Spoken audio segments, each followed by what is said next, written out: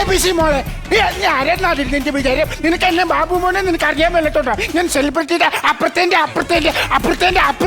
Celebrity ആയിരുന്നു. നീ കുറെ നേരമല്ല ഇവിടെ കിടന്നുണ്ടോ അതും ഇതും പറയാൻ തുടങ്ങിയിട്ട്. നിനക്ക് എന്നെ അറിയാൻ മേലത്തോ. നീ ചോദിച്ചു നോക്കണോ ബാബു മോൻ ആരാന്ന്? നിന്നെ ആരറിയടാ?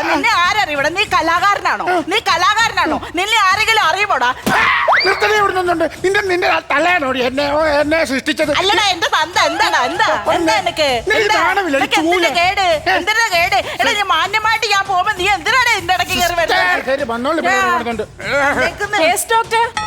അതെ അല്ല പിന്നെ ഗുളിക കൊടുത്തില്ലേ സമയത്ത്? ഡോക്ടറെ ഞാൻ കൊടുത്തപ്പം കഴിച്ചിട്ടില്ല. ഒന്ന് കൊടുക്കാവോ ഡോക്ടറെ?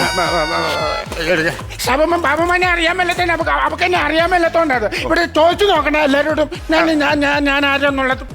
ഇത് ഒരു 10 മണിയാകുമ്പോ കഴിക്കണം. എന്നത് ഗുളിക 10 മണി എന്ന് പറയുമ്പോ 10 മണി എന്ന് പറയുമ്പോൾ കുറെ കഴിഞ്ഞിട്ട്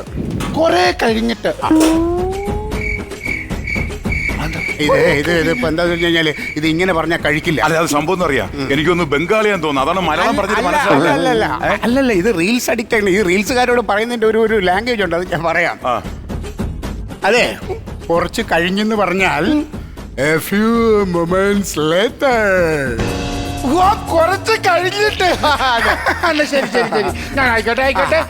Few moments later, I upload a video. ABC മോമാരെ ഇവ എന്തിനു തന്നെ എന്നെ ഇങ്ങോട്ട് കൊണ്ടുവന്നു? ഇത് ആരിത്? എന്തിനാ കൊണ്ടുവന്ന?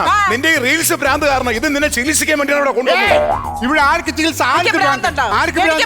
എന്താ അനാവശ്യം പറയരുത്. മാന്യമായിട്ട് ഒരു കുട്ടിയുടെ മുഖത്ത് നോക്കി നിങ്ങൾ ഭ്രാന്തുണ്ടെന്ന് പറയാം.